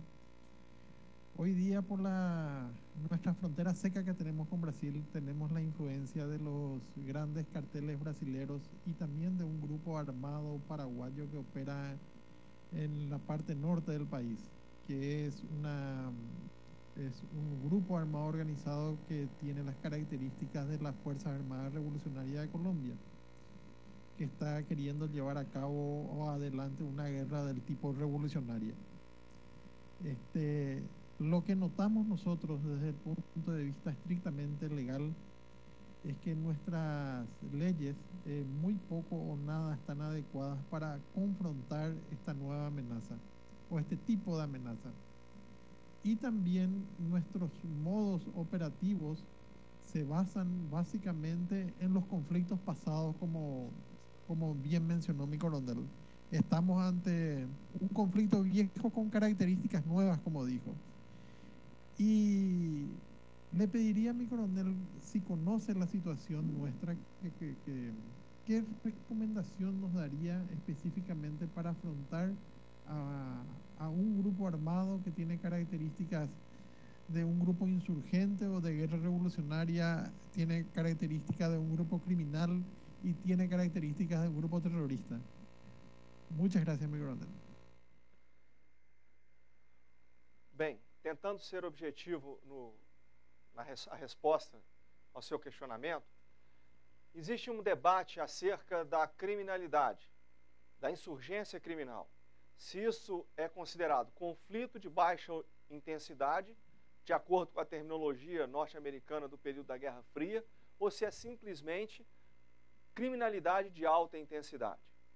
O fato é que, independente de ser uma organização terrorista, de ser um grupo insurgente ou uma organização criminosa, o que na verdade ela acaba sendo as três coisas ao mesmo tempo, a forma de combater, segundo os preceitos consagrados de contra-insurgência, os preceitos consagrados da guerra irregular, são exatamente os mesmos. O que é natural também nos conflitos irregulares, mas nesse tipo de realidade tende-se a se mostrar uma tendência mais forte, é se limitar a compreensão do problema a tão somente uma questão de segurança pública. Então, respondendo de forma objetiva, a sua pergunta é: se o grupo é um grupo insurgente, uma organização terrorista, uma organização criminosa, da forma como nós as encontramos hoje, na verdade, a forma de combatê-las é muito semelhante. É de acordo com os preceitos consagrados de contra-insurgência, de guerra regular, que infelizmente a gente não tem tempo para discorrer aqui e aprofundar. Muchas gracias. Com a palavra, República Dominicana.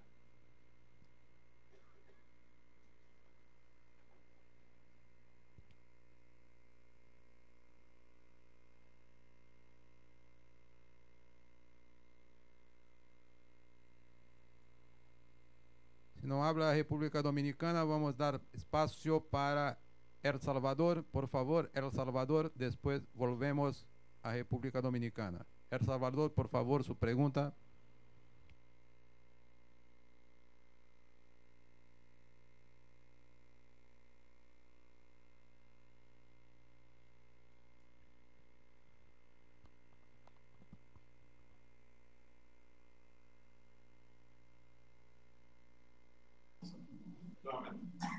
Boa tarde no Brasil. O crime organizado e o terrorismo têm formas, em muitos casos, unificadas. Para evadir o Estado de Direito e, assim, exercer suas atividades ilícitas, enquanto os Estados seguem trabalhando de forma independente. O Brasil está fazendo parte de algum trabalho de plano para a integração regional.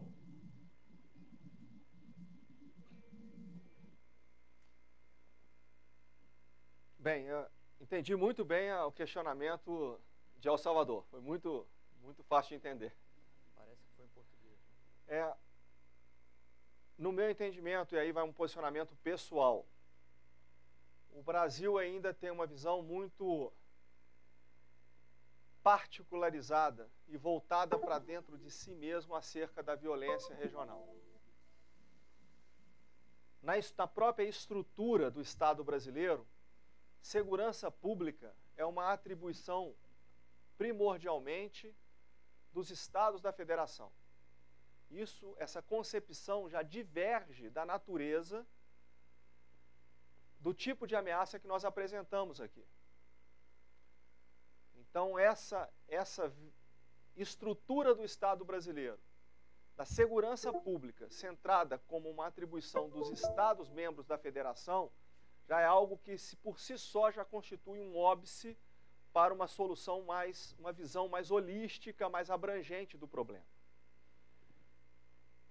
Ainda com relação aos problemas de segurança, às questões regionais de segurança, sobretudo na segurança à delinquência criminal organizada, que tem sido o grande flagelo da região, da América Latina, nas últimas décadas, a visão do Brasil ainda tem sido tímida. Efetivamente, quem tem dado os passos mais importantes de articulação regional nesse sentido, no meu entendimento, ainda tem sido os Estados Unidos da América.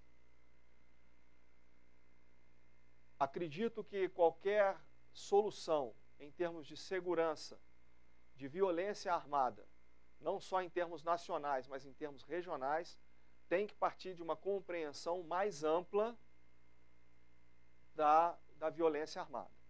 Então, por exemplo, o companheiro do Paraguai fez menção a uma organização criminosa do Brasil que até pouco tempo atrás se debruçava sobre a fronteira, e que no ano passado ultrapassou essas fronteiras, ingressando em nossos vizinhos, Paraguai e Bolívia. Só que um dos pilares de sustentação dessa organização criminosa, obviamente, é a droga. E a boa parte dessa droga, majoritariamente essa droga, vem justamente da Bolívia e do Paraguai. Então é um problema que é um problema regional. Atribuir ou insistir em uma visão em que o problema é um problema das secretarias de segurança pública do Estado é uma forma de empurrar a sujeira para debaixo do tapete.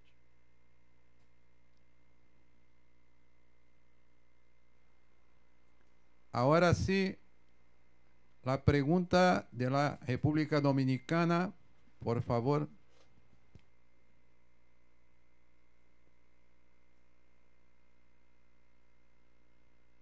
Su micrófono está cerrado.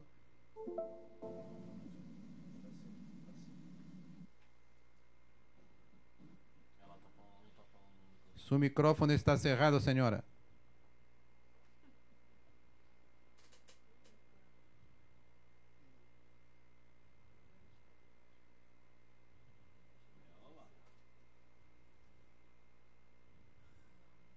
No, su micrófono está cerrado. Si quiere enviar su cuestionamiento por chat o por WhatsApp, sin problema, lo hago acá.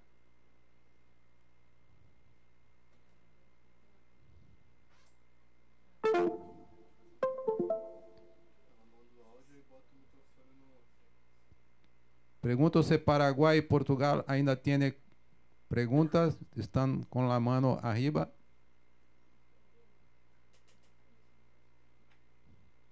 Portugal también, ¿no? Tenemos solo la cuestión que viene de República Dominicana y de Chile. Vamos a dar espacio a Chile enquanto República Dominicana envía su cuestionamiento por chat o por WhatsApp. Por favor, Academia Nacional de Estudios Políticos Estratégicos de Chile, con la palabra. Buenas tardes, coronel. La pregunta apuntaba a su juicio, ¿cuál cree usted que es la incidencia principal del crimen organizado y el terrorismo doméstico cuando estamos ante un Estado fallido y una gobernanza fallida? Gracias. Poderia, por favor, repetir a pergunta?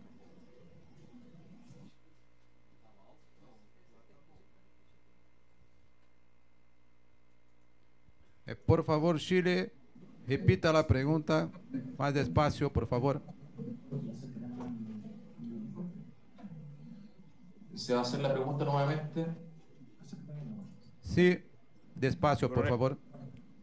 La pregunta era, a su juicio, ¿cuál cree usted que es la incidencia principal del crimen organizado y el terrorismo doméstico cuando estamos ante un Estado fallido y una gobernanza fallida? Gracias.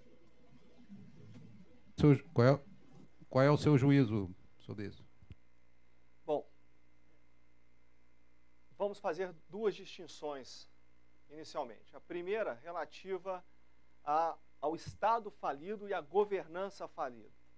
O Estado falido, todas as instituições políticas e sociais, elas se tornam inoperantes diante de uma combinação de fatores políticos, econômicos, ambientais, sociais, militares, etc. Segundo Eric Hobsbawm, o Estado falido, dentre outras coisas, é aquele que vive um quadro endêmico de violência interna, de guerra civil interna. Ok? Pois bem, nesse tipo de confrontação, é mais fácil nós reconhecermos, obviamente a situação é pior, é uma situação mais deteriorada, mas é mais fácil de reconhecermos a gravidade ou a complexidade do problema. Em países que, segundo o modelo westphaliano, eles têm a sua soberania preservada e a soberania do Estado é a pedra angular do sistema westphaliano, mas que, por outro lado, internamente ele apresenta falhas graves de governança falida, o problema se torna mais difícil de identificar. Então, esse reconhecimento do problema, esse delineamento do problema, essa leitura e compreensão do problema, talvez seja o aspecto crucial que leve a medidas do Estado ineficazes ao longo de décadas, e são décadas em que o problema vai se potencializando. O terrorismo doméstico e a guerra irregular, elas caminham lado a lado à medida em que o quadro interno vai se deteriorando. Em face da agenda norte-americana de combate ao terror, hoje prevalece um estereotipo de terrorismo extremamente elaborado, extremamente sofisticado, muito embora os atentados recentes tenham perdido em sofisticação e ganhado em simplicidade. Não se explodem mais aeronaves em torres, fazem um atentado com uma van atropelando uma multidão. Mas, de qualquer maneira, se criou o estereótipo do atentado terrorista extremamente sofisticado. Muitas vezes o que nós observamos são coisas mais simples, como, por exemplo, incêndio a ônibus. Um atentado terrorista nada mais é que um ato de violência armada, é uma propaganda que se vale da violência. Quando eu falo em propaganda, eu falo em público-alvo, eu falo em meta ou objetivo psicológico. Então, o meu produto de propaganda tem que ser compatível com o objetivo, com a meta que eu intenciono. Então, às vezes você tem uma ação terrorista mais rudimentar, mais simples, mais arcaica, mas ainda assim uma forma de terrorismo. Então, é nesse sentido em que, naturalmente, essas atividades vão se sobrepondo e vão se tornando convergentes. Embora quem discuta esse tipo de teoria sejamos somente nós. Porque quem está propenso a explodir uma bomba, ou quem está propenso a botar fogo num ônibus, ou quem está propenso a adquirir um novo carregamento de arma para exercer um controle sobre um determinado território, não está perdendo o seu tempo, entre aspas, discutindo esse tipo de teoria. Eu não sei se fui claro e se respondi a pergunta. Chile, a respuesta está de acuerdo con su pregunta. Sí, muchas gracias. Entonces voy acá a hacer la pregunta que viene de la República Dominicana. Se pregunta al señor coronel Bizaclo acerca de los carteles organizados, si ellos amenazan, ponen en riesgo la soberanía de cada estado, y también pregunta su opinión sobre el control de armas de fuego por parte de civiles. Ok, então com relação à primeira pergunta, sim, sem sombra de dúvida. Como nós mostramos na apresentação, aquilo que alguns teóricos chamam de insurgência criminal não tem por meta arrebatar o poder do Estado implantando uma nova ordem política e social. Mas, uma vez que são regidos somente por interesses econômicos, financeiros de curto prazo. Mas o fato é que, independente de não terem a intenção de usurpar o poder do Estado, usurpar a soberania do Estado, invariavelmente, essas organizações, elas iniciam um processo, precipitam um processo de erosão do Estado. Isso é indubitável. Um outro ponto que nós devemos associar a isso é que nós não estamos falando somente de atores armados não estatais ou atores não estatais. Quando nós procuramos ilustrar o desenho ali da convergência e da hibridização, nós temos que lembrar que muitos governos legítimos, alguns deles pouco comprometidos com os direitos humanos, com a democracia, etc., ou governos que padecem de corrupção endêmica, muitas vezes se tornam coadjuvantes ou protagonistas de tráfico de droga, de tráfico de arma e por aí afora vai. Com relação ao controle de armas por civis, é um assunto polêmico, acredito que envolva cada sociedade, cada cultura, respeitando as suas idiosincrasias, e que é uma questão que deva ser tratada localmente. Eu, particularmente, como soldado, advogo o monopólio da força na mão do Estado. E aí, por oportuno, eu lembro, lá em 1648, quando fizeram um novo desenho do Estado-nação, o Estado moderno, antítese do Estado medieval, o objetivo precípio desse Estado não foi prover saúde, não foi prover educação, não foi prover moradia, não foi prover transporte público, não foi prover nada disso. O objetivo precípio do conceito de Estado-nação é prover segurança.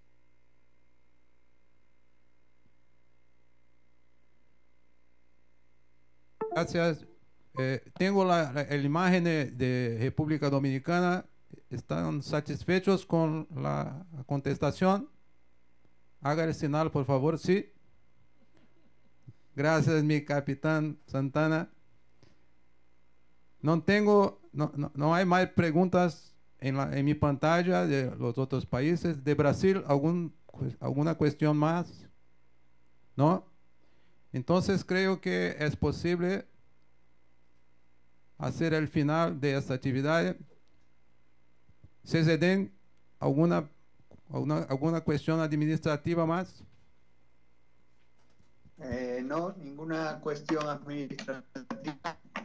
Solamente decirles que mañana haremos la misma convocatoria, media hora antes, para probar todos los equipos. Por favor, conéctense en esa media hora antes de que se inicien las videoconferencias. Y igual que hoy, a las 4 de la tarde, hora de España, iniciaremos la segunda sesión. Entonces, a todos desde Río de Janeiro, Brasil, la Escuela Superior de Guerra hace el agradecimiento por su atención. Tengan buenas tardes a todos y hasta mañana con la conferencia del Coronel Lawrence, que está acá con nosotros. Y creo que mañana todo el desarrollo de la conferencia será tan bueno cuanto hoy. Gracias a todos, buenas tardes, hasta luego. Hasta luego, Portugal. Un abrazo, Portugal. Coronel Freire, le pido por favor que nos mande las presentaciones de la conferencia para difundirlas al resto del colegio. Sin duda, voy a enviarle el archivo en PDF y también el vídeo, un atallo, un sendero para que ustedes puedan mirar la presentación en audio y vídeo. Gracias. Está encerrada a fase de debate. O general Leonel, da Escola Superior de Guerra, fará a entrega de um certificado ao coronel Visacro. Bom, boa tarde a todos. Eu sou o general Leonel, assistente militar do Exército Brasileiro aqui na Escola Superior de Guerra. Em nome do nosso comandante, general Chons, tenho a honra de entregar aqui uma breve recordação ao nosso palestrante, coronel Visacro, por essa contribuição com esse evento tão significativo. Agradeço também a presença de todos em nome do comando. É um bom início para o nosso seminário e que seja uma motivação também adicional para que nós possamos, como ficou bem claro aqui com todas as perguntas que foram feitas, possamos, como sociedade, mostrar a nossa força. Situação que vivemos não só no Brasil, mas todos os países da região, é uma situação desafiadora, faz parte do nosso tempo. Outras gerações em tempos passados enfrentaram outros desafios e nós estamos fazendo o nosso papel aqui. A nossa sociedade junta, organizada, é muito mais forte que qualquer desses desafios. Senão nós não estaríamos aqui. Nos entregaram um país, uma região maravilhosa, abençoada por Deus, melhor que muitos outros lugares desse planeta, e cabe a nós aí fazermos o nosso papel para que isso se torne, que possamos entregar para as gerações futuras aí uma região muito melhor ainda.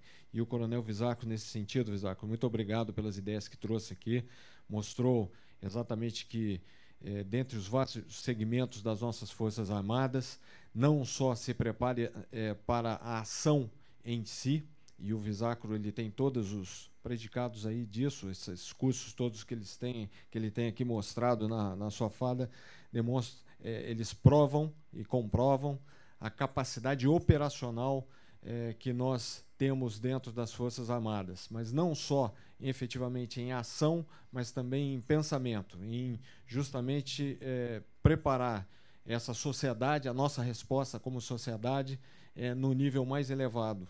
E, nesse sentido, Visacro, eu agradeço muito a sua participação. Em nome do nosso comandante, então, eu tenho a honra de passar a você aqui uma breve congratulação aí oficial com o nosso diploma. Muito obrigado. Muito obrigado a todos. Solicito a audiência, a salva de palmas para o Coronel Visacro.